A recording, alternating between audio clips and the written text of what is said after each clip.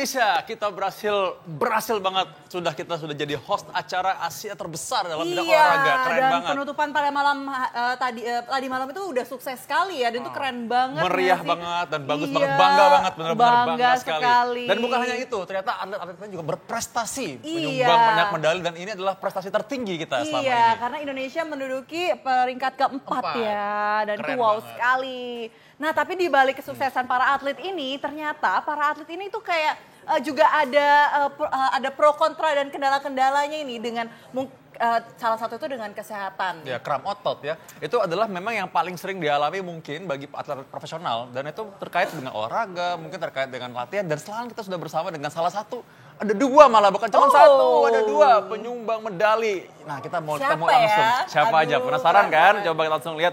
Wah, itu udah hasil ngobrol ternyata mereka ya. Hey, halo. Hey. Hey. Selamat. Wah, kita udah antusias banget nih soalnya. Keren banget ya kali ini. Kita sudah bersama dengan Aksa dan Aero, dan juga ada Dr. Sofia Hage, seorang spesialis kedokteran olahraga. Nah, sekarang kita mau nanya dulu nih. Gimana sebagai peraih medali? Apa nih yang dirasakan sekarang? Apa ya? Senang banget bisa ngebanggain Indonesia, banggain orang tua juga, terus banggain sama diri sendiri juga. Ini baru banget loh mereka. Iya, ini benar-benar fresh banget nih, dan maksudnya kita turut bangga loh sebenarnya. Iya, sebenarnya tuh aku penasaran sih, apa sih persiapan sebelum Asian Games tuh yang kalian lakuin?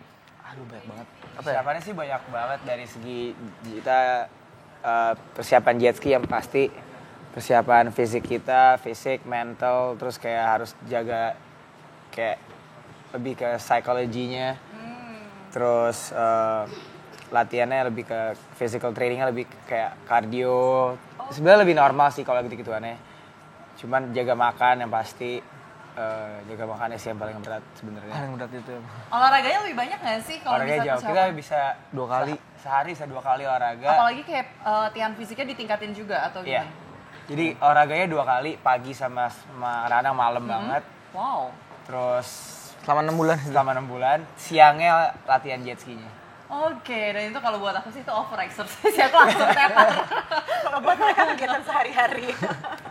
Nah, tadi tuh saya mengenai olahraga tadi ya. Gimana Dr. Sofia? Memang kalau misalkan kita lagi ada event selanjutnya tuh memang kayak tadi ya, memang ya, latihan lebih berat gitu. Persiapan pasti jauh lebih berat Tapi nggak khawatir cedera ya maksudnya dengan kayak gitu kan? Ya, makanya sebenarnya kenapa tadi kalau dibilang tuh tadi ada latihan physical trainingnya, kardio, kekuatan otot, itu sebenarnya semuanya tujuannya adalah untuk mencegah cedera.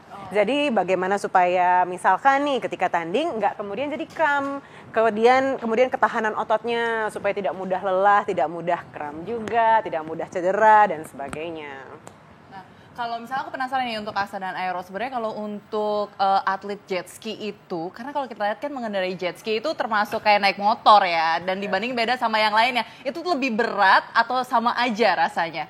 Sebenarnya Jauh ya? Jauh lebih berat sih. Soalnya kita jet ski kita ada ombak kan. Ombaknya itu kayak small vibration ke badan kita yang kayak bener-bener micro yang kita hampir nggak kerasa. Cuman gara-gara gitu karena jadi otot-otot kecil kita yang lebih kepake daripada otot besarnya. Gitu. Nah, kalau misalnya ngomongin otot, ini pernah ngalamin cedera nggak sih? Kalau misalnya pernah ngalamin cedera, itu otot yang paling sering mengalami cedera itu otot apa nih kalau buat kalian berdua? Paling kalau otot cedera Paling sering apa ya? Kira-kira? betis, Aku Kenapa? Aku bulan lalu pas lagi balapan di Amerika kram. Kram apa? Kram betis. Pas lagi balapan. Kram juga ya? Itu posisi gimana tuh bisa kram maksudnya? Iya. Lagi berdiri kan lagi berdiri. Lagi mau finish, kram, foto kram. Terus jadi dana pelan-pelan, aduh sakit banget. Terus itu gimana kalau kalian cara mengurangi cederanya itu, kayak untuk menangani cederanya pada saat itu? Pas saat itu nggak tahu pokoknya pakein es aja sih waktu itu. pakai es. Oke. Pakein Sama es, stretching. stretching. Paling didinginin. Nah, kalau misalnya untuk penanganan seperti itu tuh benar atau nggak sih, Dok? Ya, jadi sebenarnya kalau cedera, kita bicara soal cedera olahraga kan ada macam-macam ya. Ada salah satunya kram, tapi selain itu juga ada tarikan, misalkan ototnya ketarik atau ligamennya yang tertarik atau robek sebagian gitu. Nah, kalau kita bicara soal kram secara spesifik, sebenarnya penanganannya berbeda dengan cedera olahraga yang lain. Kalau yang lain kompres dingin atau dikasih terapi dingin itu sudah bagus. Tapi kalau untuk kram sebenarnya yang paling baik adalah kompres hangat. atau memberikan terapi panas gitu. Nah, jadi biasanya salep yang diberikan itu biasanya salep yang diberikan biasanya sifatnya yang hangat, bukan yang dingin. Kenapa? Kalau dia dikasih dingin, ototnya makin narik lagi nih. makin Betul. ya. Sementara mungkin nyerinya hilang, tapi kemudian sesudah beberapa menit, nah kemudian timbul lagi dia narik lagi karena ikatan ototnya atau sel-sel ototnya ini nggak rileks gitu. Jadi biasanya sambil otot kram sama ketarik apa? Nah, jadi biasanya betul. betul. Kalau otot kram tuh biasanya akhirnya entah otot yang kram itu misalkan contohnya betis nih ya. Betisnya kram jadi dia akan narik ke arah tertentu. Jadi kayak contohnya misalkan kayaknya telapak kakinya kok pengen ke sana aja. Itu berarti kram, tarik ke arah yang berlawanan, kasih terapi hangat dan sakitnya karena tentu sakitnya karena ketarik ya ototnya. Pelan-pelan dimasas menuju jantung supaya aliran darahnya lancar sehingga ototnya bisa pelan-pelan rileks lagi. Tujuannya adalah kram itu sebenarnya ototnya kontraksi. Yang kita pengen ototnya rileks lagi. Jadi kasih yang hangat, pijit pelan-pelan, dirileksin gitu supaya habis itu bisa balik lagi tanding. Cuma yang kita penasaran nih, gimana jadi kalau misalnya kram terus tengah laut gitu. Iya, betul. Serem gak sih? Iya. Iya kan? Cuma jangan jawab dulu ya, kita kembali saat lagi tetap dalam acara Ayo Hidup Sehat. Tadi udah pernah ya, kram pasti pernah kram kan? Tadi kan kita nanya nih, kalau di laut tuh gimana kalau lagi kram tuh? Kalau lagi balapan sih lanjutin terus sampai finish. Nah dari antara tadi nih yang disebutin tadi, pernah kram yang mana aja tadi? Ada berapa kram? Kram otak pernah, kram otak. Yang tadi ya kram pinggang, kram betis. Kram otak tuh brain freeze kali ya? Iya. Iya, itu bisa juga. Paling sering betis sih. Betis paling sering ya? Betis-betis kanan kiri, sering lagi tidur, kram, lagi balap, kram. Nah, tadi kan kalau udah hampir finish pernah katanya kram kan? Tapi kalau lagi sementara balapan tuh gimana mengatasinya? Lanjutin. Kita harus udah komit sama balapan ya selesai. Jadi terusin itu nahan sakitnya kayak gimana tuh?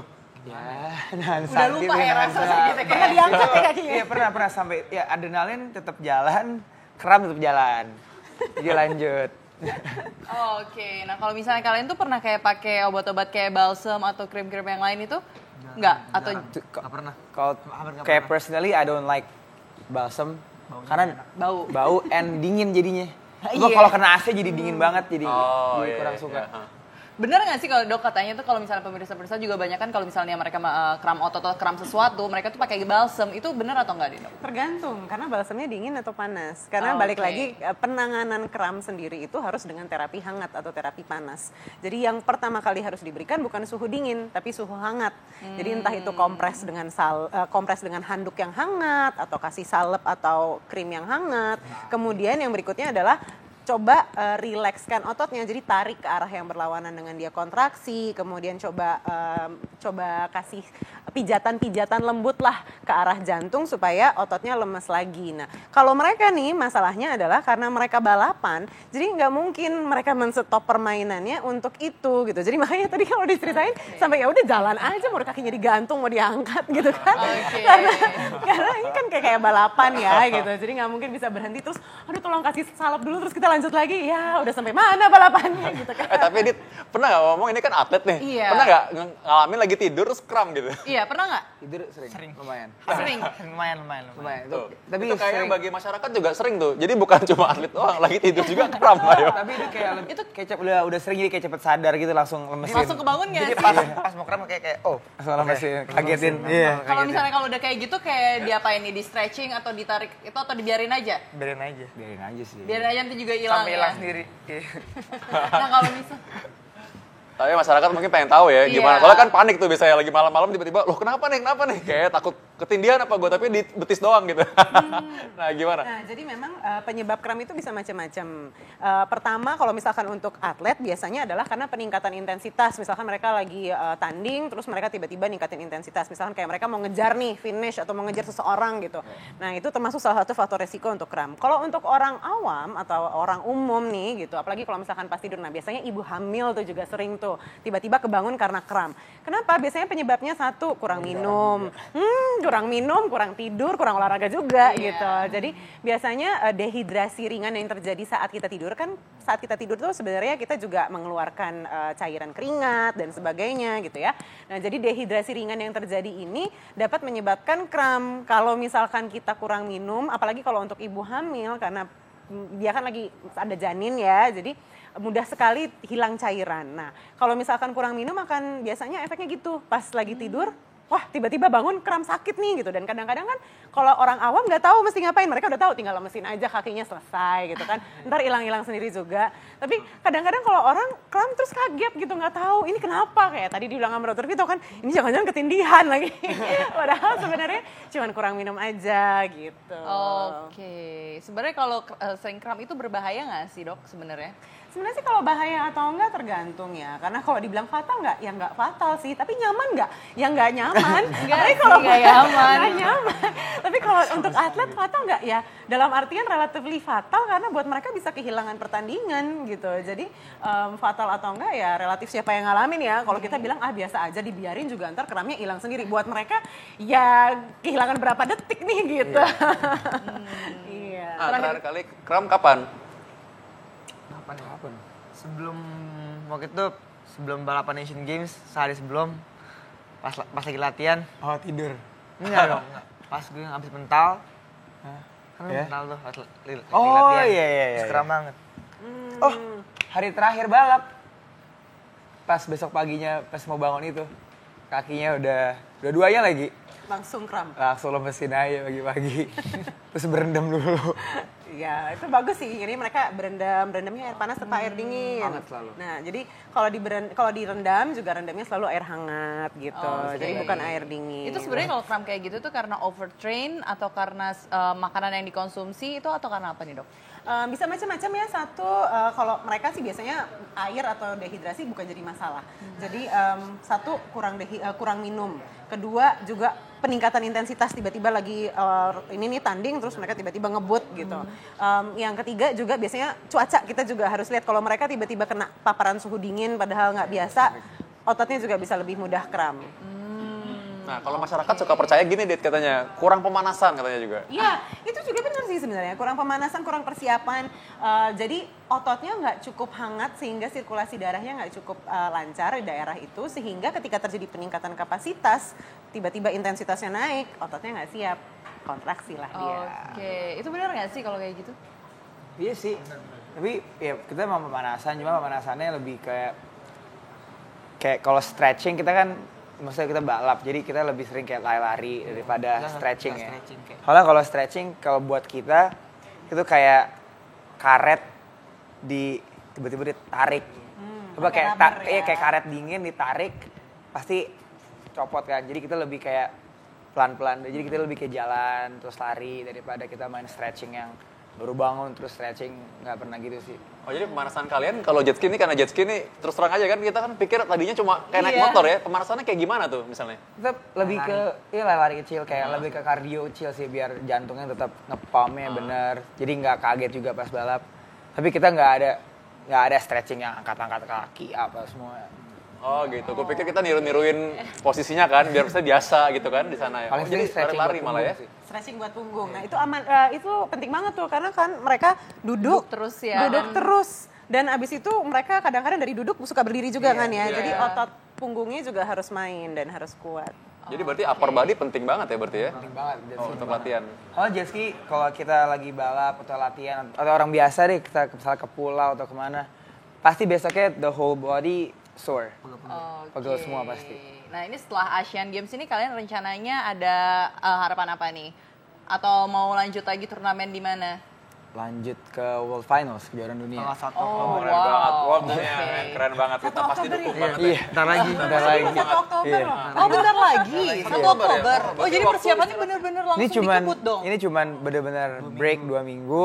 2 minggu aja kita cuma nggak bisa makan kayak berantakan banget karena harus agak rapi Tetap juga kan. dijaga ya makannya ya. Nah, ngomong-ngomong sebelum kita bahas soal makanan, mengucapkan terima kasih dulu atas perjuangan kalian. Kita bangga banget sama kalian dan ini kita pamer medali. Tau gak, ini emas perak yang mungkin termahal di dunia, nggak mungkin lo bisa beli.